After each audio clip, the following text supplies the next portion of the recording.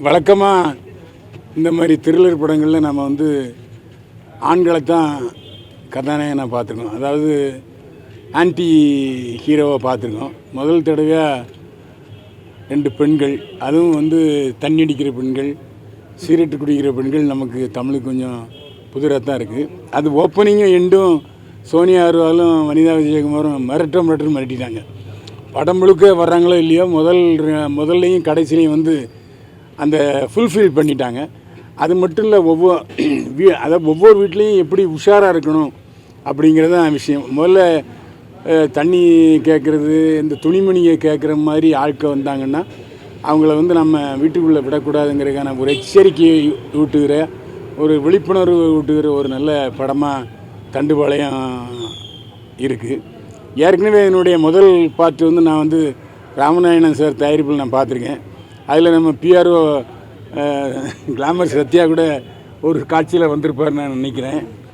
அதனால் அவரை வந்து அந்த சமயத்தில் வந்து இவ்வளவு பரபரப்பாக இதில் கொஞ்சம் மாற்றிருக்காருன்னு நினைக்கிறேன்.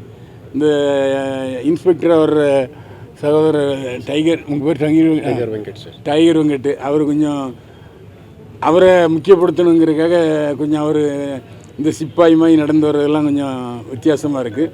ஆனால் அவரையும் கடைசியில் சாவடிச்சிடுறாங்க. இதில் நிறைய கன்னட நடிகர்கள், முக்கியமான நடிகர்கள் நடிச்சிருக்காங்க.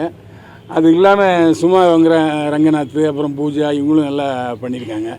இதில் வந்து ஹீரோயின்ஸ் வந்து எவ்வளவு வல்கராக காட்ட முடியுமோ அந்த அளவுக்கு வல்கராக காட்டியிருக்காங்க. ஒவ்வொரு சீனும் வந்து இதில் முக்கியமான விஷயம் என்னென்னா, நான் சில படங்களில் தூங்கிடுவேன். படம் போர் அடிச்சுன்னா இந்த படம் தூங்க வைக்கலை. ஏன்னா பரபரன்னு விறுவிறுன்னு போயிட்டுருக்கு.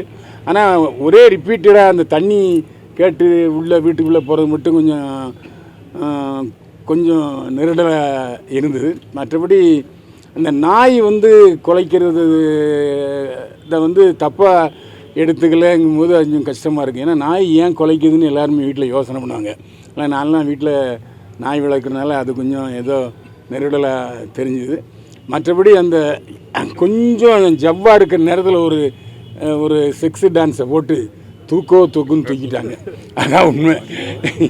ஏன்னா சோனியா அகர்வால், வனிதா விஜயகுமாரை விட அது ஒரு தூக்கலாக இருந்துச்சு அந்த டான்ஸு. அந்த டான்ஸை ரசிக்கிற அதே மாதிரி ஒவ்வொரு கட்டத்துலேயும் வந்து ரேப் அண்டு மேடருங்கும்போது ரேப் வந்து அந்த ஆண்கள் செய்கிறாங்க. அது மட்டும் இல்லாமல் அந்த கழுத்தெடுத்து கொள்றதெல்லாம் வந்து சுமா ரங்கநாத்லாம் வந்து ஒரு வித்தியாசமாக. ஏன்னா ஏற்கனவே ஏவிஎம் படத்தில் விஜயகாந்த் ஹீரோயினை நடித்த சுமா ரங்கநாத்தையும் நான் பார்த்துருக்குறேன். இதுலேயும் பார்த்துருக்குறேன். ரொம்ப வித்தியாசமாக இருக்குது.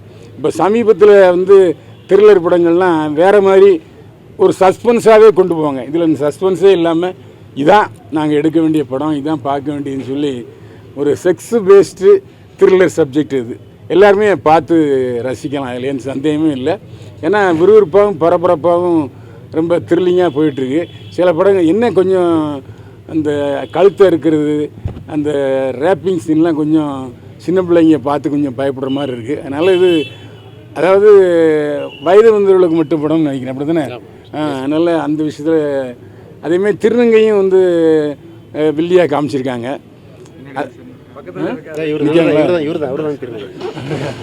சரி, ஆனால் நம்ம ஆட்களை நிறைய பேர் பயன்படுத்தியிருக்காங்க. நம்ம பத்திரிகையாளர் கூட ஒரு சீனில் வந்துட்டு அந்த போலீஸ்காரரை சாவுறாரு. மற்றபடி படம் சிறப்பாக இருக்குது. அதாவது ஒரு சராசரி மக்கள் வந்து ரிப்பீட்டாக வந்து வர்றதுக்கு வாய்ப்பு இருக்குது. ஏன்னா இப்போ வந்து கோடை விட்டுட்டு பள்ளிக்கூடம் திறக்கிற நாள். இது ஒரு 10 நாளைக்கு முன்னால் வந்துருந்தால் இன்னும் ரிப்பீட்டட் ஆடியன்ஸ் நிறைய பேர் வருவாங்க. தமிழுக்கு இது ஒரு புதுசான படம் தான். அதாவது தண்டுபாளையம்ங்கிறது எல்லோரும் நினச்சே வருவாங்க. என்னென்னா கிராமத்து போய் சப்ஜெக்ட் போல் நினச்சி வருவாங்க. உள்ளே வரும்போது ஏதோ ரவா லட்டுன்னு நினச்சி வருவாங்க. உள்ளே போன பிறகு தான் தெரியுது ஒரே ரத்த களரியாக படம் இருக்குது. அதாவது வயதுக்கு வந்தவர் பார்க்க வேண்டிய கண்டிப்பான படம். நல்லா இருக்குது படம். தமிழ்நாட்டில் எல்லா கட்சி தலைவரும் வந்து அமைதி பூங்கான்றாங்க. இது மாதிரி ஒரு ரெகுலரான ஃபிலிம் இது. இந்த ஃபிலிம் வந்த பிறகு திருப்பி மக்களுக்கு தமிழ்நாட்டு மக்களுக்கு அச்சம் உண்டாக்காதா?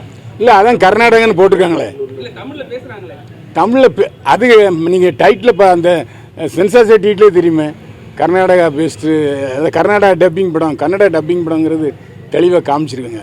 இது தமிழ்நாட்டில் நடந்ததை காமிக்கல, பேர் தான் ஏதோ தண்டுபாளையம் இருக்குது, மற்றபடி இது வந்து தமிழ்நாட்டில் நடக்காத மாதிரி தான் காமிச்சிருக்காங்க. தமிழ்நாட்டுக்கு இதுக்கு எந்த சம்மந்தமும் இல்லை, அதனால் கோத்தோடு நினைக்காதீங்க. நிறைய படத்தை வந்து நீங்கள் ரிவ்யூ பண்ணுவீங்க, நல்லாவே ரிவ்யூ பண்ணுவீங்க, இல்லை மோசமாக ரிவ்யூ பண்ணுவீங்க. ஆனால் நீங்கள் சொல்கிறீங்க நான் இப்போ நிறைய படம் தூங்கி இருக்கேன்றீங்க. இந்த படம் பார்க்கவும் தூக்கம் வரலையா? தூக்கம் வரல, தூக்கம் வந்த நேரம் அந்த பாட்டு வந்துச்சு, அந்த செக்ஸ் பிளன்ஸ், அதனால் எழுந்திரிச்சிட்டேன். ஏன்னா ரிப்பீட்டடாக அதே தண்ணி கேட்டுட்டு உள்ளே போய் கொலை பண்ணுறது அப்படிங்கிற மாதிரி இருக்கு இல்லையா, அதை வந்து கொஞ்சம் மாற்றி சரி ஓ செக்ஸும் இருக்கும் போல் இருக்குது, அவங்களுக்கும் அந்த செக்ஸ் உணர்வு இருக்குது. அந்த பாட்டு, அந்த டான்ஸ் எனக்கு ரொம்ப பிடிச்சிது. ஏன்னா ஒரு ஜோதிலட்சுமி அனுராதா டான்ஸ் மாதிரி இருந்துச்சு. 2 பெரிய ஹீரோயின் போட்டிருக்காங்க, 2 பேருமே வந்து நல்ல ஆக்டர். ஆனால் 2-3 இடத்துல தான் காட்டியிருக்காங்க. அது எப்படி நீங்கள் பார்க்குறீங்க? இல்லை எல்லா இடத்துலையும் காட்டியிருக்காங்க, சரியா நீ பார்க்கல. ஃபர்ஸ்ட் ஹாஃப்ல வந்து கொஞ்ச நேரம் காட்டுவாங்க, அதுக்கப்புறம் லாஸ்ட் ஹாஃப்ல தான். ஓ அது வந்து தமிழுக்காக சேர்க்கப்பட்டு நினைக்கிறேன், அப்படிதான் நினைக்கிறேன். ஏன்னா கன்னடத்தில் இல்லை, ஏன்னா அது சாப்டர் 2 இருக்குது, இது கண்டினியூ ஆகும். இல்லை இது எத்தனை இடத்துல ஓடும், ஏன்னா அதே பேஸ் தான். ஏன்னா தண்டுபாளையம்னு ராமநாதன் சார் பார்த்ததுலே இதே தான் இருந்துச்சு. என்ன அதில் அதை விட இது கொஞ்சம் பெப்பு அதிகமாக, செக்ஸ் அதிகமாக இருக்குது, அவ்வளோதான் விஷயம். பைல்வான் சார் வந்து எப்பவுமே ரிவ்யூ கொடுக்கும்போது எந்த படமாக இருந்தாலும் ஒரு குறைய சொல்லினே இருப்பாரு. நான் குறைய சொல்லியிருக்கேன், நீங்கள் கவனிக்கல. வந்து நீங்கள் வந்து குறைய சொல்லாமல் நிறைய மட்டுமே சொல்லியிருக்கீங்க. இல்லை நான் குறைய சொல்லியிருக்கேன், நான் குறை சொல்லியிருக்கேன். தூக்கம் வந்த நேரத்தில் பாட்டு வந்துச்சுன்னு கோலம் போடல, புள்ளி எல்லா படத்துலயும் நீங்க கோலம் போடுவீங்க. ஆமா, லைட்டா புள்ளி தான் வச்சுக்கிறீங்க. இல்ல அது காரணம் வந்து கொடுத்துட்டாங்களோ, பெட்டி கிட்ட வாங்கிட்டீங்களோ? இல்லை அது நீங்கள் தான் வாங்குற வழக்கம், நான் வாங்குற வழக்கம் இல்லை. ஏன்னா நான் இயல்பாக உள்ள விமர்சனத்தை நான் சொல்லியிருக்கேன். ஏன்னா இது நான் என்ன பேச போகிறேனோ அதுதான் நான் சொல்லியிருக்கேன். ரெண்டாவது மாறுபட்டதுன்னா நான் அப்படியே ஓடிப்பேன். இந்த படம் எனக்கு வந்து ஒரு மாதிரி ரொம்ப எனக்கு பிடிக்காமல் இருந்தது, போர் அடிச்சுன்னா நான் சொல்லாமலாம் ஓடிருப்பேன், அது உங்களுக்கே தெரியும். நான் அதாவது விமர்சனத்துக்கு அப்பாற்பட்ட படங்களுக்கு வந்து நான் கேள்வியே கேட்க மாட்டேன், அது உங்களுக்கு புரிஞ்சுருங்க நினைக்கிறேன். தேங்க்யூ, நன்றி.